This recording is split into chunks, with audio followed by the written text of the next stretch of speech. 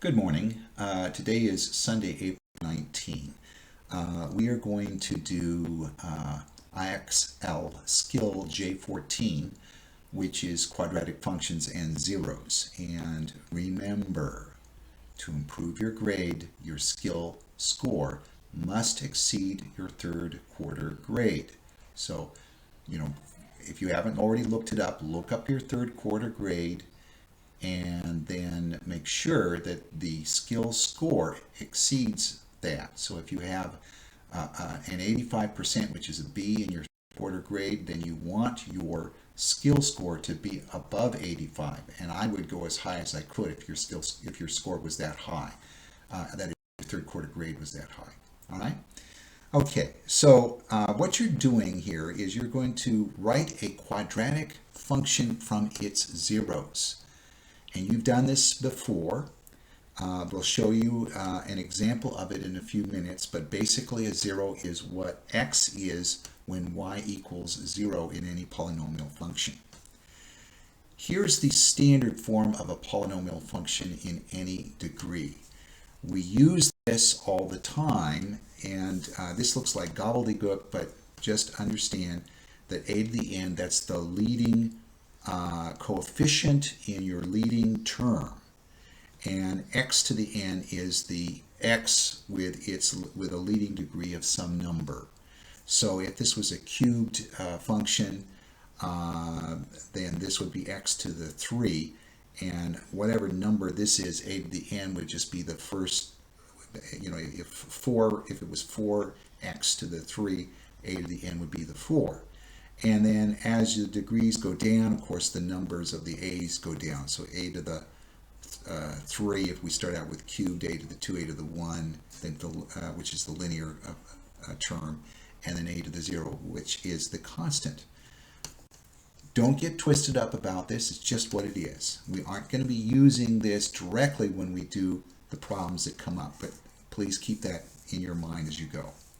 Now, if p of x, which means the function of x, is a function of some x in a polynomial, and c is a real number such that p of c equals 0, so in other words, your x value equals 0, then c is called a 0 or a root. Okay? We're going to use the factor theorem when we deal with these. And so if you remember, we factor our polynomials into binomials, and it will have an x and then some number. So x minus some number. That number can be either positive or negative, as you will see. And then when you add c to both sides of an equation where x minus c equals 0, then you get x equals in the positive c in this case. All right. So that would be your root. Now, there's a corollary to what is called the fundamental theorem of algebra. You do not need to worry about what the fundamental theorem of algebra is at this time. So you just need to know that if your function of x for p of x is a polynomial of a degree where the exponential degree, whatever that is, so x to the 3 or 4 or 5 or whatever it is greater than or equal to 1 with complex coefficients, meaning there's an I in the number before that, before the x, then p of x has exactly the same number of roots as you, the same number of complex roots as you have complex coefficients. It's basically what they're saying. We'll see how that works as we go on, okay? Again, don't get too twisted up about this beginning stuff, but you can go back and forth with this video. You can come back to this material. You can look it over and make sure that you're doing things that fit with the ideas that are in this page.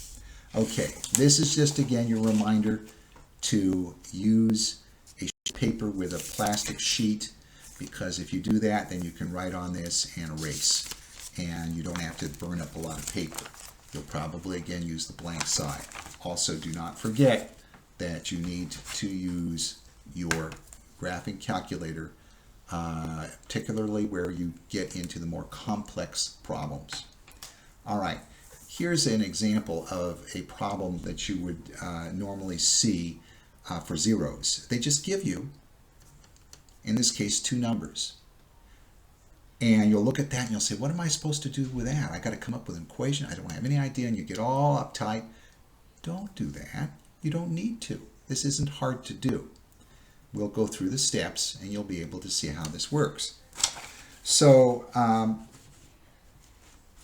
again, kind of going back to our previous page, we're looking for 0.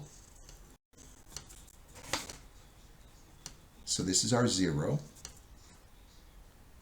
And down here is the 0. And we're looking for the linear factor associated with it. So this number here is your 0. The whole thing, though, is your linear factor. Okay? All of this is your linear factor. Let me get this up so that you can see what I did. So when we're talking about zeros or roots, this is the 0. And then the binomial is the linear factor. Okay.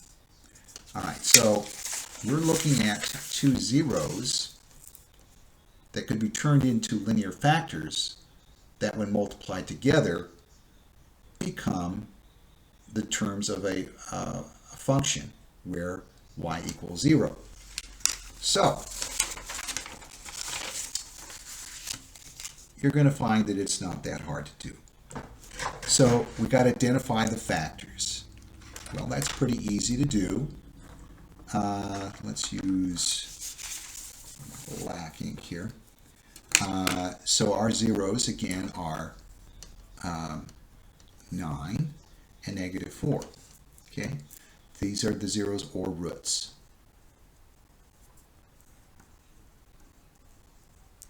Right? That name is interchangeable. And you're going to write your answer using the variable x, and your equation is going to be in standard form with a leading coefficient of 1. So notice they give you g of x. That's really your 0. So don't worry about having to put a 0 in here. They just give you g of x. All right. So you want to identify the factors.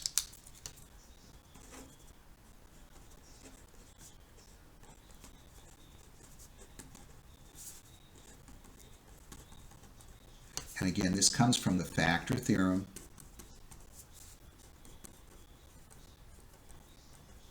And remember, the factor theorem said that a binomial is a linear factor with a root in it. And so you can multiply those together. So, each 0 corresponds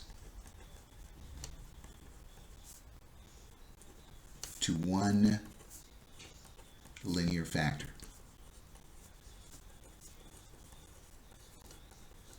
Okay? 0, 1 linear factor. Let me show that again. 0, 1 linear factor. All right? All right. So, since 9 is a 0, here's your 9 up here. Since 9 is a 0, then x minus 9 is a linear factor of g of x.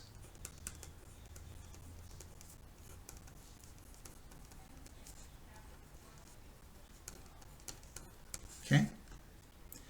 And since -4 is also a 0, I'm gonna put this in red, and I should have put the 9 in red just to kind of keep this all together. So since -4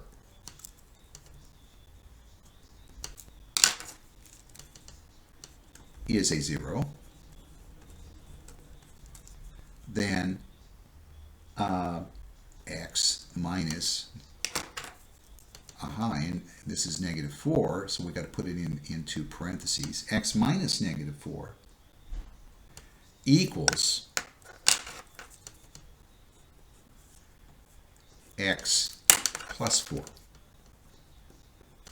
So, x plus 4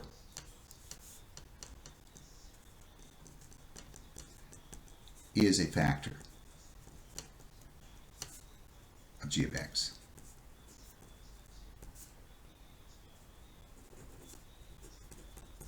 Okay, so I'm going to put this together. So I'm going to multiply. Now, this is my step 2. Multiply the factors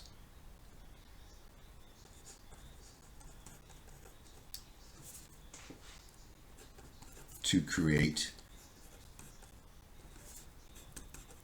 the terms of your polynomial.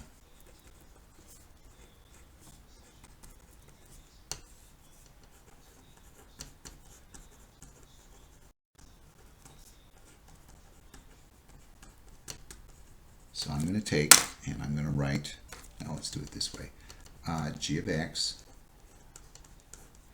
equals, now let's do it this way,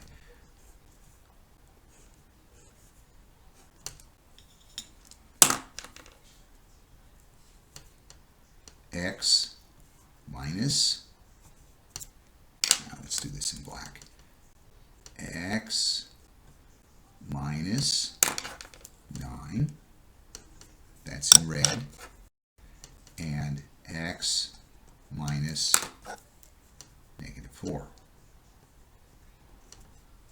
Okay. I'll move this up so you can see this a little better. So x minus 9 times x minus negative 4. Right? All right. So, we're going to use, I'm going to move this over here. We're going to use FOIL. So g of x equals x minus 9 times x minus negative 4. We can read this a little better. Okay. And so that becomes g of x. Do that in black. I'm getting these confused here. G of x equals x minus 9 times x plus 4.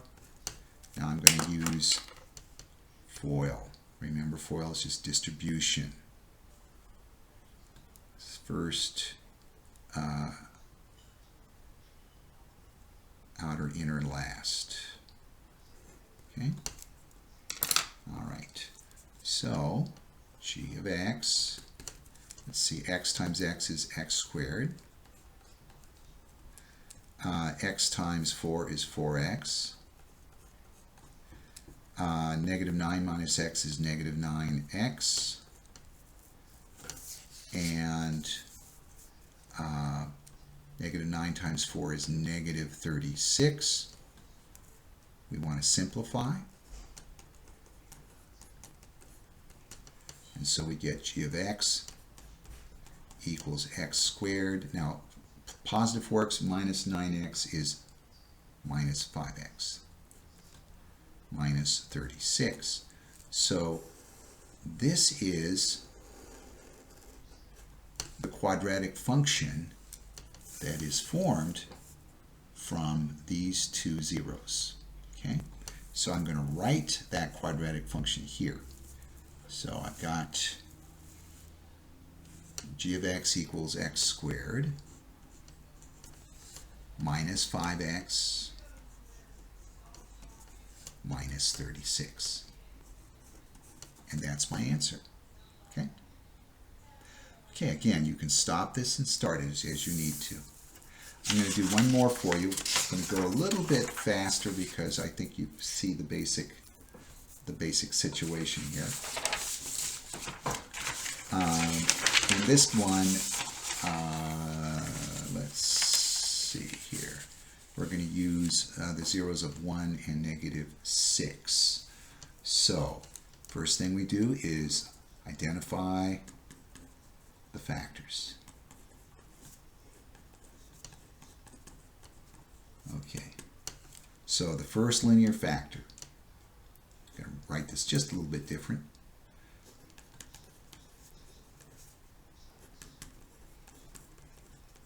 It's got to be x minus, now notice with all of these, we got a negative sign here. Now if you remember, if you go back to the factor theorem, your polynomial is always x minus whatever the number is. So if the number happens to be positive here, then it's x minus that number. If it's negative, then it's x minus the negative number, which is really x plus the positive number. That's what we're doing here. So this, in this case, is x minus 1, because 1 is the first 0. And then the second linear factor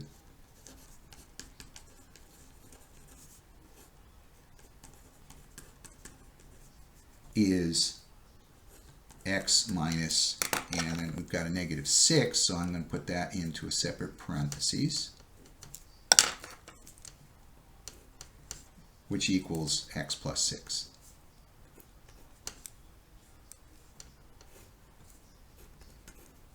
Okay, now we're going to multiply.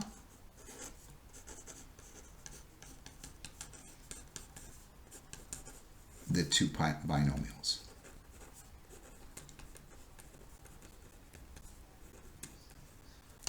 So,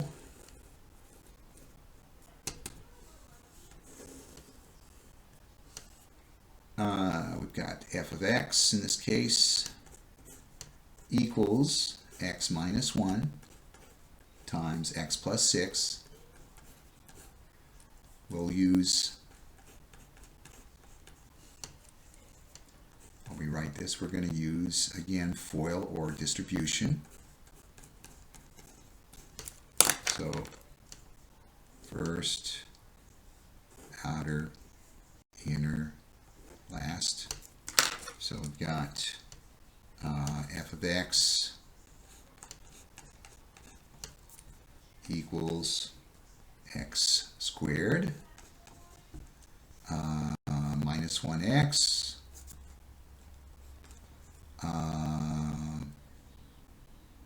oops, well, that's true, minus 1x, but it was also plus 6x. I reversed those, but that's okay. Plus 6x, and then -1 times 6 is -6, and so then this becomes f of x equals x squared minus 5x minus 6. So this is your standard form.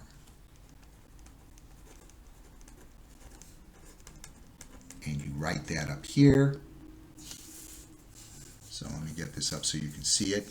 Here's your standard form. And you're going to rewrite it up here. X squared minus 5x minus 6. Okay. All right, so that's it. Not tough to do. Now, just a little note to you. Remember we talked about